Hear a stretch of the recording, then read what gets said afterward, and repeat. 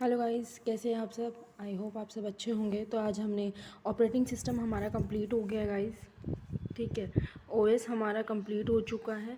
आज से हम डीबीएमएस स्टार्ट कर रहे हैं, डाटाबेस मैनेजमेंट सिस्टम। एंड ये हमारा सेकेंड सब्जेक्ट है बैंक ऑफ महाराष्ट्र के लिए। एंड ऑपरेटिंग सिस्टम आप कवर कर लेना सारा, और थोड़े बहुत जो टॉपिक्स हैं वो विकिपीडिया से देख लेना। और डीबीएमएस में आज हम लेके आए हैं बेसिक टॉपिक्स गाइस। ठीक है, आज विकिपीडिया के हमारे कुछ बेसिक्स लेके आई हूँ मैं, जिसके रिगार्डिंग कुछ न्यूमेरिकल्स तो नहीं आएंगे, लेकिन हाँ थियोरेटिकल क्वेश्चंस पूछे जा सकते हैं। तो ऐसे ही हमारे डीबीएमएस का पूरा सीरीज़ चलेगा। एंड आई थिंक इसमें भी 4 और 5 सीरीज़ होने वाली हैं। तो गाइज अभी से क्या है कि आप लोग ना डीबीएमएस आज से ही स्टार्ट कर देना पढ़ना, और जो भी मैं टॉपिक बेसिक क्वेश्चंस करा रही हूँ उनके रिगार्डिंग आप एक बार विकिपीडिया से पढ़ लेना एक बार। ठीक है गाइस, तो स्टार्ट करते हैं हम। और तो आज का हमारा फर्स्ट क्वेश्चन है, a relational database consist of a collection of. तो गाइस सबसे पहले हमारा क्या होना चाहिए कि हमें रिलेशनल डाटाबेस, पहली बात तो मैं बताऊंगी कि डाटाबेस क्या होता है। किसी भी डाटाबेस मैनेजमेंट क्या होता है, किसी भी डाटा को मैनेज करना इज़ कॉल्ड डाटाबेस मैनेजमेंट। जैसे हर एक कंपनी का अपना एक डाटाबेस होता है जहाँ पे उसकी हर एक फाइल्स रिकॉर्ड्स होते हैं, तो उसको हम डाटाबेस मैनेजमेंट बोलते हैं। और जो इसको मैनेज करता है उसको डाटाबेस एडमिनिस्ट्रेटर बोलते हैं। ठीक है, तो रिलेशनल डाटाबेस किससे रिलेटेड होता है? रिलेशनल डाटाबेस होता है टेबल से रिलेटेड। ठीक है, इसमें क्या होता है, दो टेबल के बीच का रिलेशन को हम बोलते हैं रिलेशनल डाटाबेस। तो इसने कहा कि जो रिलेशनल डाटाबेस है हमारा कंसिस्ट ऑफ ए कलेक्शन। तो इसमें हमने भी बताया ना कि दो टेबल्स के बीच में, तो रिलेशनल डाटाबेस क्या कंसिस्ट करता है? टेबल्स को कंसिस्ट करता है। ठीक है, and second question is the term dash it use to refer to a row. Guys मैंने पहले भी वीडियो में किया है, अगर रो है तो उसको हम टपल से करेंगे। ठीक है, और अगर आपकी कॉलम है तो उसको हम करेंगे एट्रीब्यूट से। अब रो कॉलम तो जानते होंगे ना आप, ये एक टेबल है, ये क्या हो गया? रो। ये पूरी, मैं कलर चेंज करके बता देती हूँ आपको, ये पूरी क्या होगी? रो होगी। और ये क्या हो गया? कॉलम हो गया। तो वो कौन सी टर्म है जो रो के लिए हम यूज़ करते हैं? That is tuple. ठीक है, the term attributes refer to dash of attributes. तो अब इसने उल्टा क्वेश्चन पूछ लिया कि एट्रीब्यूट को आप किससे, जो एट्रीब्यूट जिसको आप एट्रीब्यूट मानते हो या आप टर्म यूज़ करते हो एट्रीब्यूट डाटाबेस मैनेजमेंट के अंदर, उसको होता क्या? वो कॉलम होता है गाइस, समझ गए? Tuple row and column attributes, ये डाटाबेस मैनेजमेंट के टर्म्स हैं जो यूज़ करते हैं। ठीक है, तो इनको आप याद रखना। नेक्स्ट क्वेश्चन है guys, which of the following is a set of one or more attributes taken collectively to unique identify a record. ठीक है गाइस, एक बहुत इम्पोर्टेंट टॉपिक है, स्टार मार्क कर लेना इसको, कीज़। ठीक है, ये टॉपिक आपको विकिपीडिया से पढ़ना है। ठीक है, मैं बता देती हूँ अपनी तरफ से। इसमें हमारी ना कुछ कीज़ होती हैं, जैसे प्राइमरी की, फॉरेन की, ठीक है, एंड कैंडिडेट की,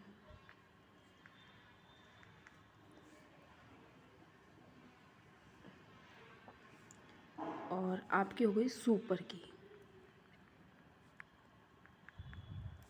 एक यूनिक की भी होती है आपकी, वैसे ये इतनी इम्पोर्टेंट नहीं है बट फिर भी आपको पता होना चाहिए। तो इसने क्या पूछा है, अब डिफरेंस देखो, प्राइमरी की वो की होती है जो अकेली एक भी हो सकती है, एक से ज़्यादा भी हो सकती है, जो यूनिकली आइडेंटिफाई कर दे। ठीक है। फॉरेन की वो होती है जो दूसरे टेबल, यानी कि एक टेबल, मैं इसको डिटेल में आगे बताऊंगी। ये क्या है कि ये रेफरेंस लेती है, दिस इज कॉल्ड, ये रेफरेंस लेती है प्राइमरी की से। ठीक है गाइस। अब हमारा थर्ड देखिए, हमारा थर्ड क्या है, कैंडिडेट की। कैंडिडेट की हमारी वो की होती है जो दो, ठीक है, मिनिमल सुपर की बोलते हैं। पहले हम सुपर की कवर करते हैं। सुपर की क्या होती है, वो एट्रीब्यूट्स, एक या एक से ज़्यादा वो एट्रीब्यूट्स जो पूरी टेबल को यूनिकली आइडेंटिफाई कर दे, वन और मोर एट्रीब्यूट्स। और इसको क्या बोलते हैं, मिनिमल सुपर की, यानी कि जो कैंडिडेट की वो होती है जो सुपर कीज से निकाल कर जिसको हम बनाते हैं, मतलब मिनिमल सुपर कीज से कैंडिडेट की बनती है।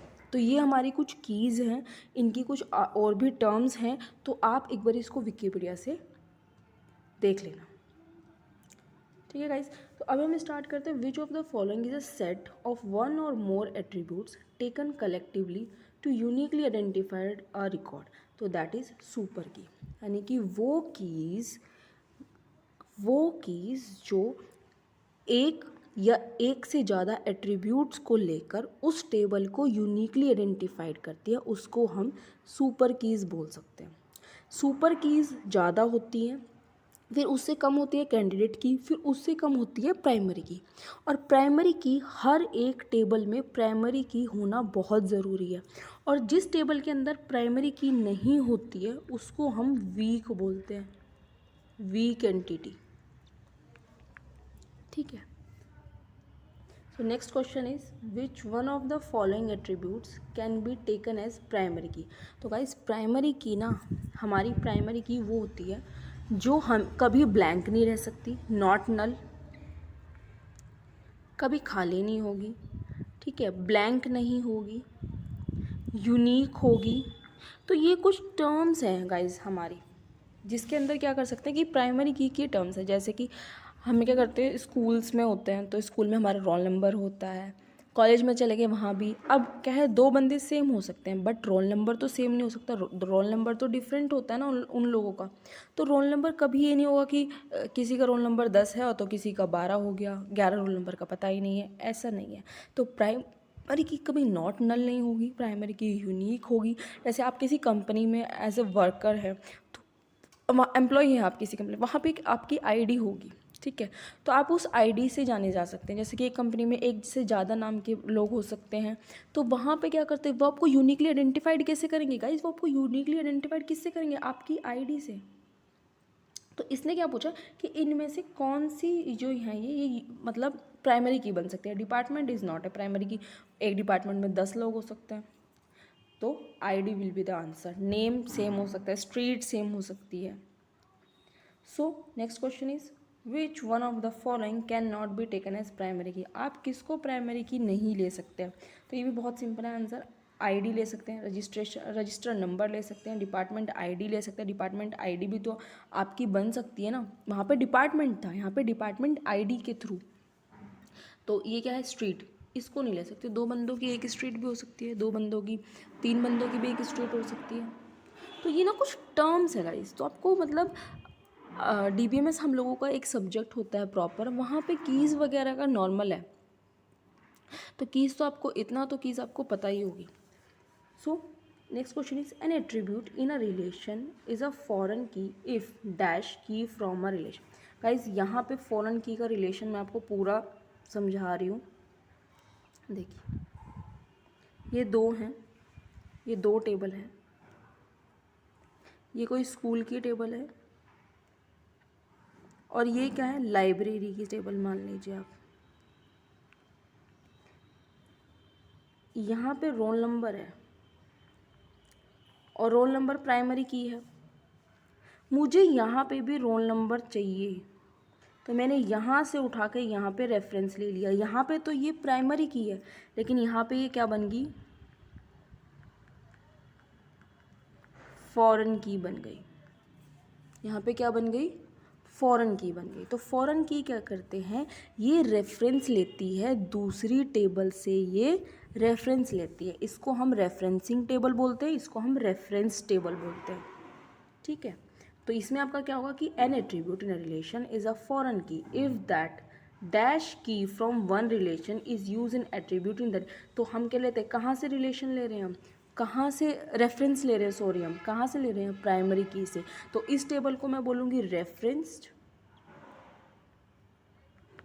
और इसको रेफरेंसिंग। ठीक है गाइस, ये कौन सी होगी, रेफरेंसिंग होगी।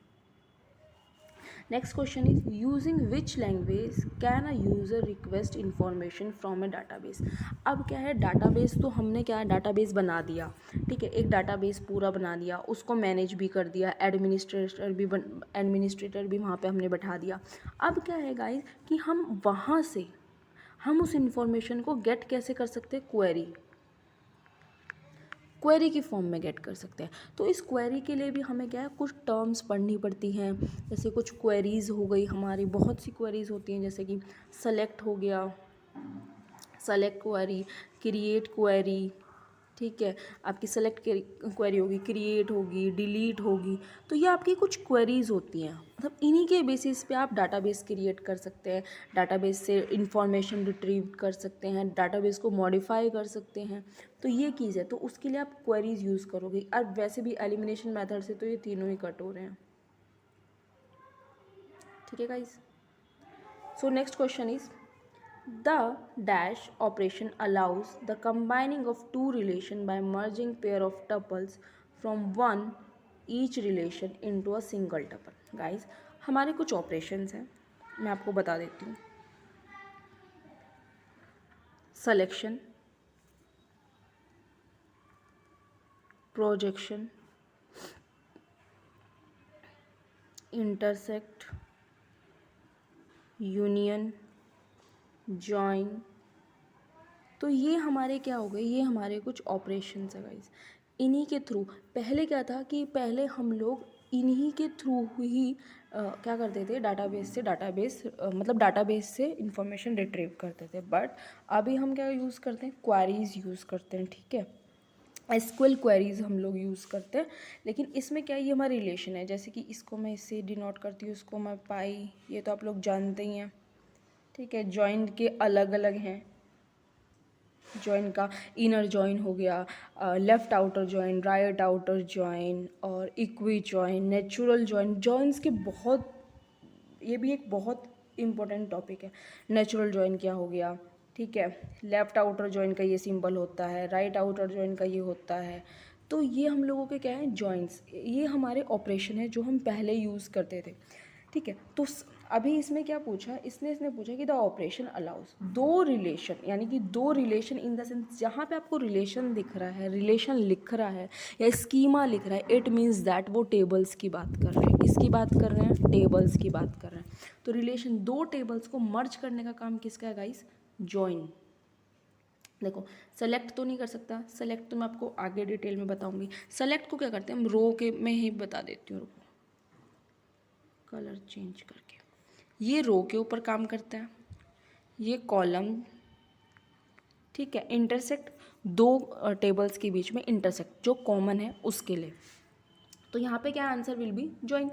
एक मतलब अगर आप लोग थोड़ा सा भी जानते हो ना, तो आप इजीली क्वेश्चन मार्क कर दोगे, ठीक है। Next question is the most commonly use operation in the relation algebra for projecting a set of tuple from a relation. अभी इन्होंने क्या कहा कि क्या, टपल। गाइस देखो, यहाँ पे अगर आप डायरेक्टली पढ़ लो तो आप समझ नहीं पाओगे, लेकिन इसने किसकी बात की है, टपल की। इट मीन इसने किसकी बात की है, रो की बात की है। और इसने कहा कि वो कॉमनली ऑपरेशन जो यूज़ करते हैं रिलेशनल एल्जेब्रा में, किसके लिए, रोज़ को निकालने के लिए, दैट इज़ सिलेक्शन, या आप इसको सेलेक्ट भी बोल सकते हैं, या आप ये सिग्मा के थ्रू, सिग्मा नहीं बोलते, आई डोंट नो किसको क्या बोलते, भूल गई मैं, ठीक है। इसके थ्रू आप इसको, यहाँ पे ये सिंबल भी ये दे सकते थे, तो इसको क्या बोलते हैं, that is select. I think इसको सिग्मा ही बोलते हैं, yes. So next question is which one of the following provides the ability to query information from database and to insert tuple, delete tuples from, modify tuples from. देखो guys, अभी ना हमारी जैसे हमारी जो क्वेरीज होती हैं, इसके फर्दर बहुत सारे पार्ट्स होते हैं। मैं अभी आपको DDL, DML और जैसे कि आपका डाटा कंट्रोल लैंग्वेज, एंड इसमें क्या है, ये DDL हो गया, ये DML हो गया, ये DCL हो गया। इसमें ना मैंने पिछली वाली वीडियोस में पूरा आपको बताया हुआ है, आप एक बार उसको भी देख सकते हैं। जैसे कि यहाँ पे इसमें मेरा क्या आ गया, क्रिएट, एक सेकेंड, इसमें मेरा क्या है, क्रिएट, ठीक है। इसमें मेरा क्या आ गया, सेलेक्ट, इंसर्ट, अपडेट। इसमें क्या हो गया मेरे पास, डिलीट, ऑल्टर। तो ये मेरी कुछ टर्म्स एंड कंडीशंस है, इनके अंदर मेरे कुछ टर्म्स हैं जो मैं यूज़ करती हूँ। DDL means that data definition language, DML data manipulation language. तो ये इसके अंदर अगर आपने क्रिएट दे दी, it means it is refer from DDL definition, delete, alter, rename, ठीक है। सेलेक्ट, इंसर्ट, अपडेट, डिलीट, नहीं डिलीट तो नहीं यहाँ पे आएगा, ठीक है, और डिलीट यहाँ नहीं आएगा, ये डिलीट यहाँ पे आएगा, ड्रॉप। तो ये हमारी कुछ क्वेरीज हैं। फर्दर उनके हैं, जैसे DCL में क्या होगा आपका, ग्रांट, ठीक है, रिवोक, ठीक है। तो हमारे ये कुछ लैंग्वेजेस हैं, क्वेरी लैंग्वेजेस हैं हम लोगों की।